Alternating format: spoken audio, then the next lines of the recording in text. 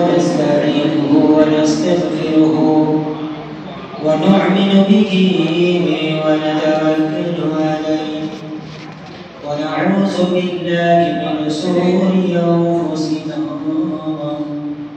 ومن سيئات أعمالنا من يهد الله فلا مضل له ومن يضلل الله فلا هادي له ونشهد أن لا إله إلا الله ونشهد أن سيدنا ومولانا محمدا عبده ورسوله إن الله وملائكته يصلون على النبي يا أيها الذين آمنوا صلوا عليه وسلموا تسليما اللهم صل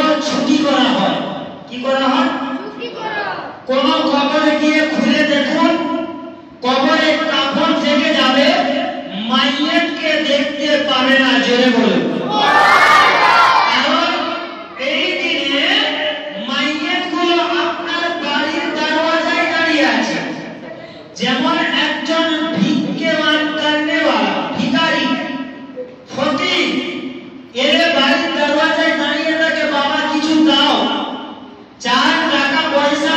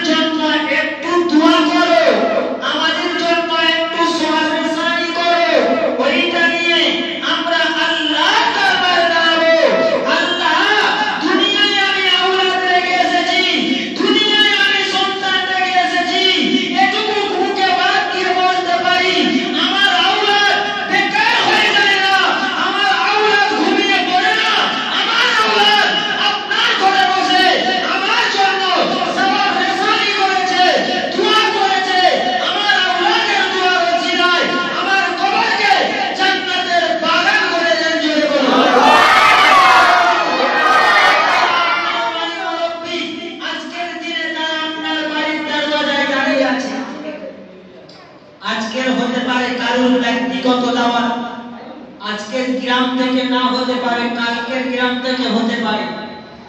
আমি আশ্চর্য হলাম, আপনাদের গ্রামের কথা শুনে অবাক হলাম যে আমার মায়েরা নাকি গ্রাম থেকে মিলাদ করাবে, সবিনা খতম করাবে।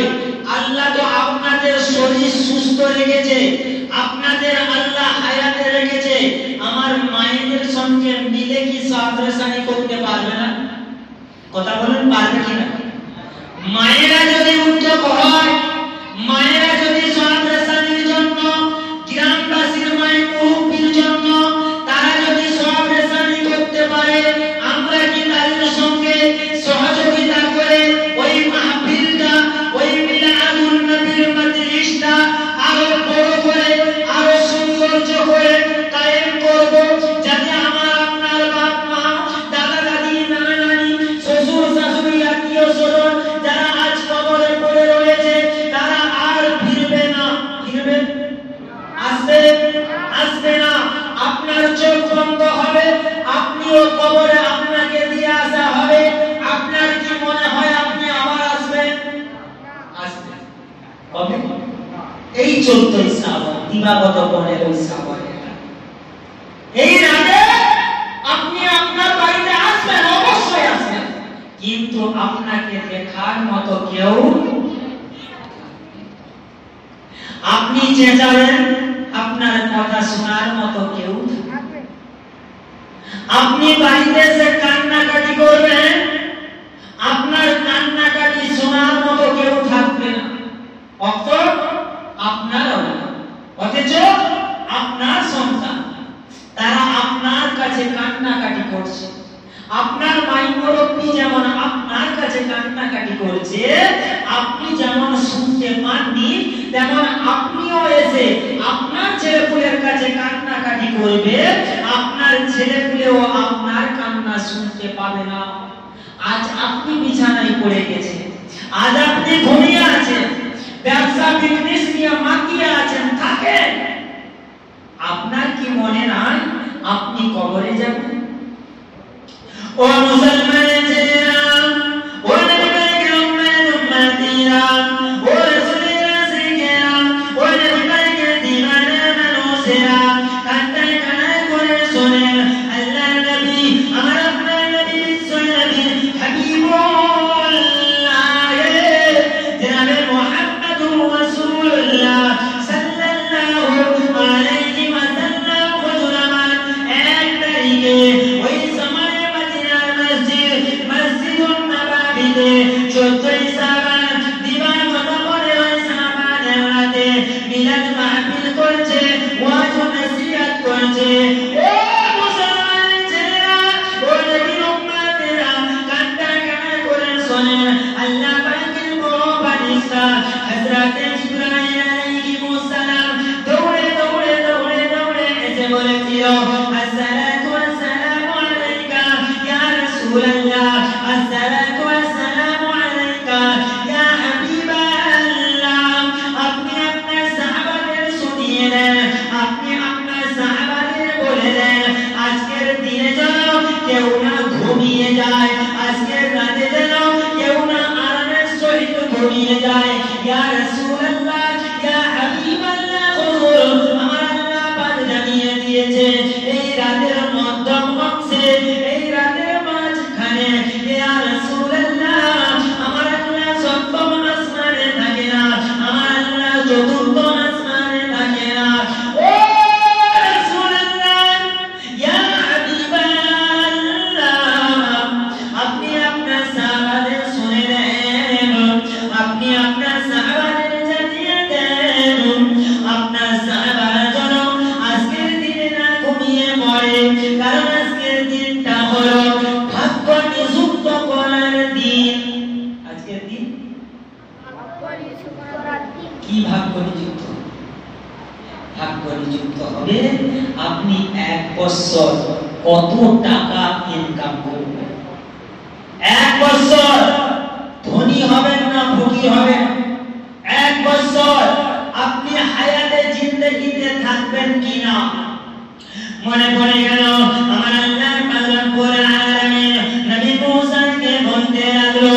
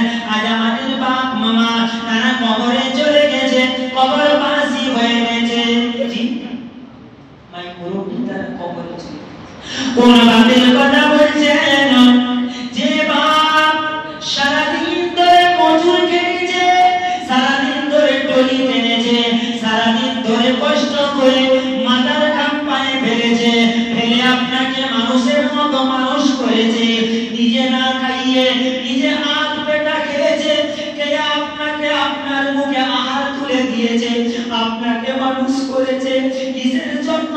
যে দুনিয়ায় যদি আমার আওলাদ থাকে আমার জন্য একটু সাবরসানি করবে, আমার জন্য একটু দোয়া করবে, ওইটা নিয়ে আল্লাহ পাকের কাছে যাব।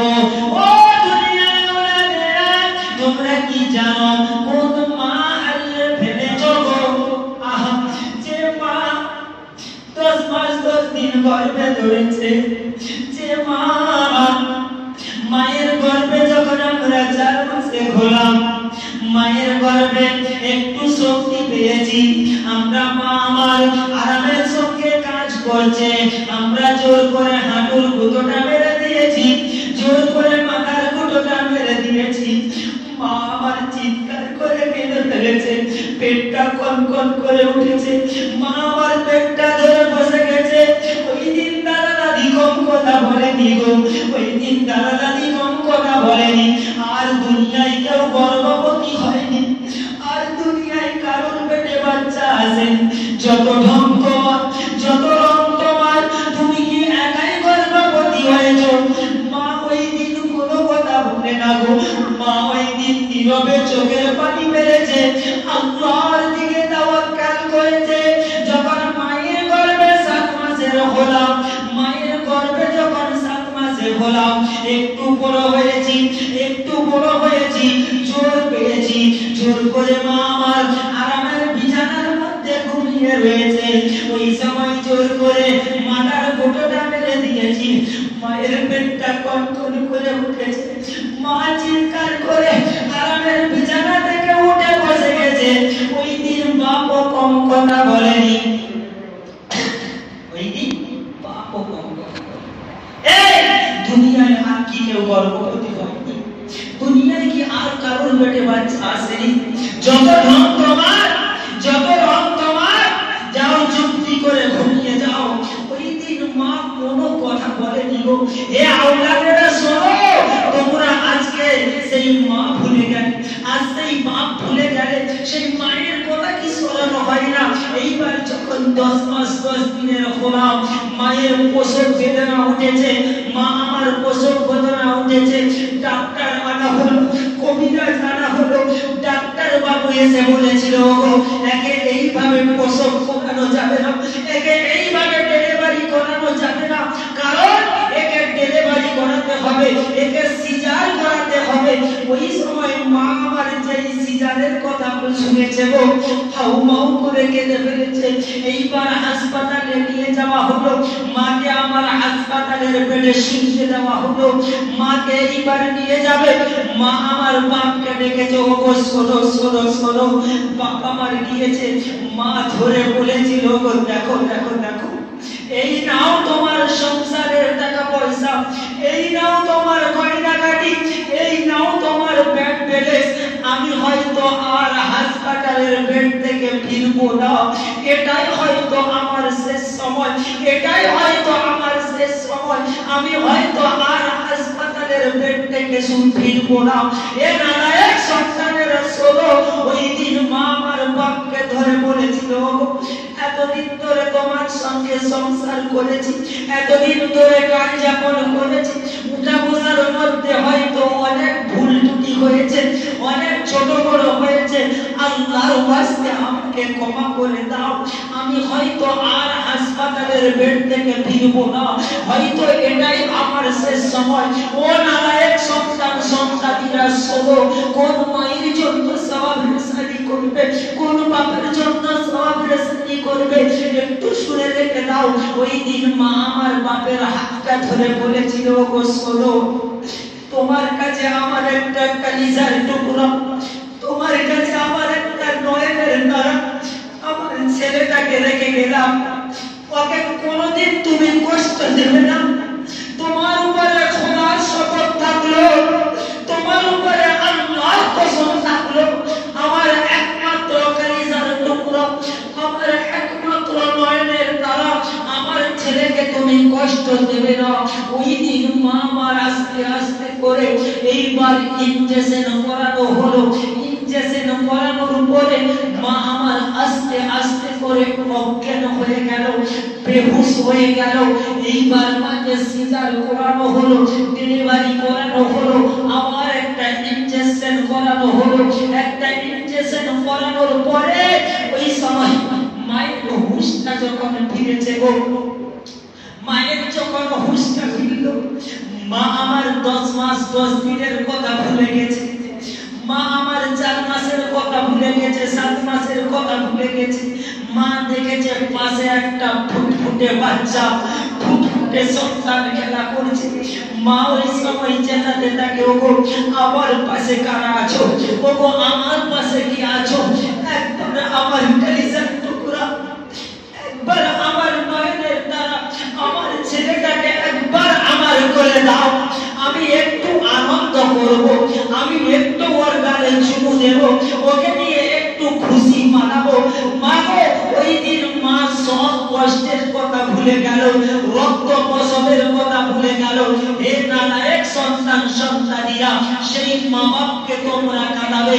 আমার আল্লাহ বলে, হে আমার বান্দা বান্দি শোন, আমি আল্লাহ ওই দিন তোদের উপর কম রহম করিনি, কারণ তোরা যখন বাচ্চা হলি, এইবার তোদের দুধের প্রয়োজন আছে, তোর মায়ের স্তনের মধ্যে আমি আল্লাহ আমার ইয়ার কন্ডিশনের দ্বারাই আমার তোর মায়ের দুধের স্তনে দুধ দিলাম। এইবার দুধটা ঠান্ডা দিইনি যে তোরা হয়তো তোদের বুকে লেগে যাবে, আমি দুধটা আমার ইয়ার কন্ডিশনের দ্বারাই আমি উষ্ণ উষ্ণ গরম করলাম, যাতে তোদের মুখে না ফসকা পড়ে, যাতে তোদের মুখে না ঠসা পড়ে। এইবার তা তো দিলাম ঠিকই, আমি আল্লাহ ওই দিন কম রহম করিনি।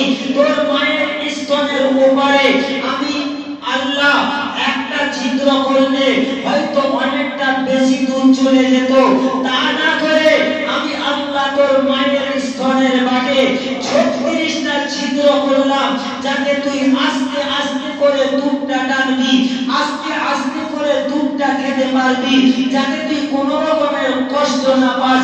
তাই বন্ধু আমার, এই 14ই শাবান দিবাগত 15ই শাবানের রাত যেহেতু পেয়েছেন, আপনারা হেলাই কাটিয়ে দেবেন যতটুকু পারেন। আপনার মায়ের মুরব্বি বাপ মায়ের জন্য দোয়া করুন, সওয়াবের সাথে করুন, মাগফিরাতের জন্য দোয়া করুন। আল্লাহ যেন তাদের কবরকে বেহেশতের বাগান বানিয়ে দেয়। আল্লাহুম্মা